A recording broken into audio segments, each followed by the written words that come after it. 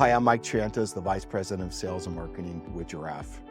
I've been at the company for 4 years, and I work really closely with our accounting partners on their financial planning and analysis strategies. CPA.com has come up with the CAS maturity model, and there's two aspects of the maturity model: financial CAS and business insights CAS. Financial CAS is all of the accounting, bookkeeping work, bill pay, and other sets of services. Where business insights comes in is the next stage, where firms are doing higher level advisory services around budgeting, forecasting, and also CFO services.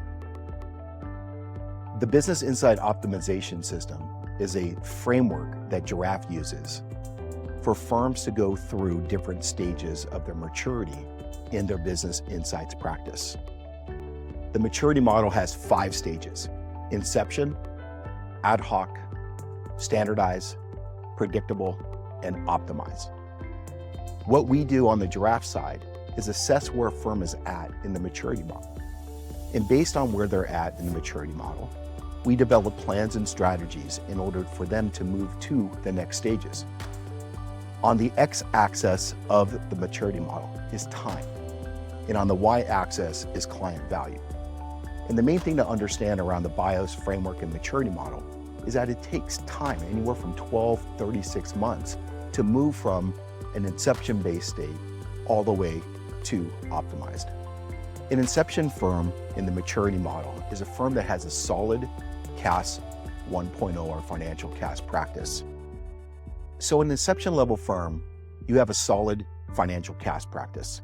In fact, that practice may be standardized or optimized, but in the BIOS framework, you have to think about it through these different 4 dimensions of strategy, people, process, and ultimately technology.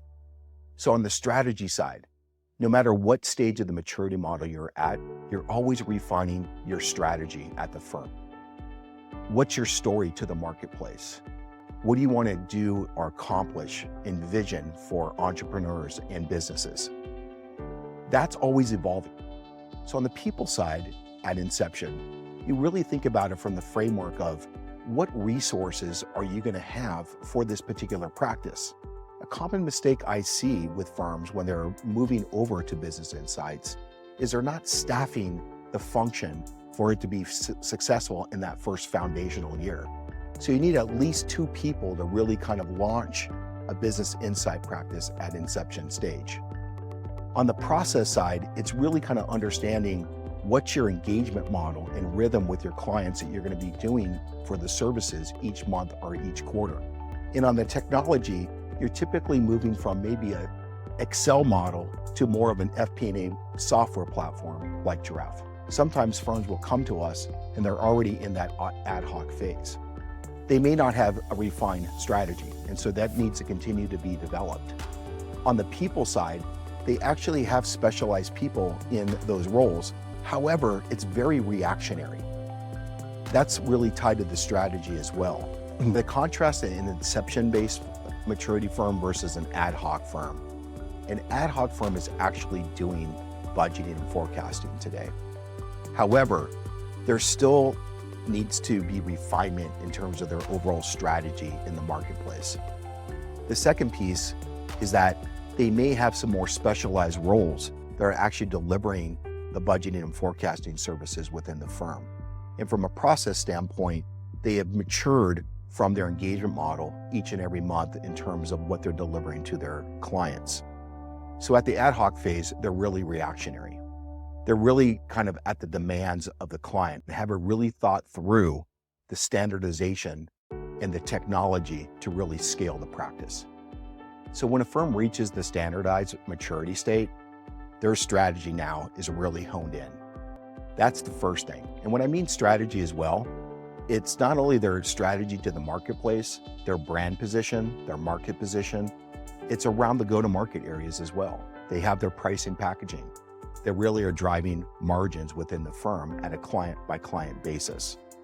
They have really thought through their services within their 3 bundles. Typically, those 3 bundles are going to be their accounting package, maybe a controller or FP&A package, and then a CFO package. And they've also moved to a subscription-based pricing model to maximize margins annuity, and more importantly, the internal rate of return for the accounting firm down the road. In addition to that, roles now have been specialized. They have an FP&A expert role, which is the engagement role, interacting with the client on a month-in, month-out basis. They may even have an FP&A analyst role supporting the FP&A expert to kind of really scale the practice and have better ratios for the FP&A expert. In addition to that, they've also have specialized roles in sales and marketing as well, and maybe even an implementation team. Firms at this stage now are really driving revenue. They're really driving value for the firm, and they're really optimizing margins as well. Firms also at this stage are maximizing the software and the technology stack. And what I specifically mean by that is that they standardize their models. They standardize their budgets, their forecasts, their reporting packages, their KPIs and dashboards for their entrepreneur and business owner. By doing that, they're able to scale the practice more effectively and efficiently. And more importantly, if they ever lose staff, it's easy for another staff to come in and pick up on those models because they're standard across the entire practice. The next stage in the maturity model is predictable. And just as the word explains, you start getting very predictable across your practice. The strategy, once again, is continuing to be refined. You have specialized roles on the people side. And not only that, you know exactly what your ratios are and utilization are. So when you look at your customers in your forecast, you know exactly when to hire the next role in your P&L. The third thing is that you really have a honed in go-to-market strategy. The marketing and sales efforts are really starting to drive efficiency. So you're really starting to understand your conversion rates and also when you're able to bring on additional clients. But the most important thing on the predictable side is that you're delivering true client value. They see the services and the engagement that you're delivering on a week in, week out basis in this predictable stage where the clients not only see what you're delivering and the value you're delivering, but you can also start increasing your prices pretty significantly now at this stage as well. What we see at firms once they reach the optimized stage is that they've started to specialize in other verticals as well. They've really started to hone in their expertise around not-for-profit, professional services, maybe software and technology. And they started to create these vertical units within their practice so they can go ahead and optimize, grow, and scale.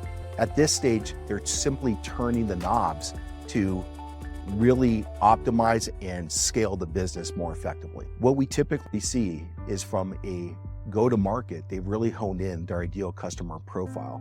In fact, what they typically do is verticalize the business insights practice now. They may have a specialization in not-for-profit, specialization in technology, in other verticals as well. And they have experts kind of serving under those verticals within the practice. When firms reach the optimized stage in the maturity model, they're really built for scale now. They've also honed in their sales and marketing efficiency as well. They have great CAC payback in terms of their investment in sales and marketing. In fact, they're probably investing more in the sales and marketing area because they're getting more efficient in that area. When you think about the different services across the different maturity states, let's kind of think about it this way when you move into business insights. The first one is to start off by just simply doing a budget for your clients. Then you can start doing monthly budget versus actual analysis. In some softwares like Jirav, you can also leverage our auto forecast to give them insights into their forward-looking cash flow forecast as well. Once you've matured and really adopted that particular product strategy, you can start moving into what we call simple forecasting. This is using standard drivers like growth on historicals and other types of assumptions to deliver your services. Before you start moving into what I'll call more complex models where you're actually doing more bottoms-up modeling and a lot of cash flow and balance sheet modeling as well within your financial model. So in summary, Jirav's Business Insights Optimization Framework helps firms provide the best-in-class client advisory services. The 5 stages of the model: inception, ad hoc, standardize, predictable, and optimize, each require strategies in areas of people, processes, and technology to enhance business insights practices. We work every day with hundreds of firms that are Jirav customers. We help firms maximize impact with BIOS by creating specialized roles, standardized processes, and leveraging technology for scaling and optimizing services. Ultimately, Jirav does all of this to drive client value and revenue growth for firms. BIOS helps firms evolve from basic financial planning to advanced advisory services, focusing on budgeting, forecasting, and optimizing client value over a period of 12 to 36 months.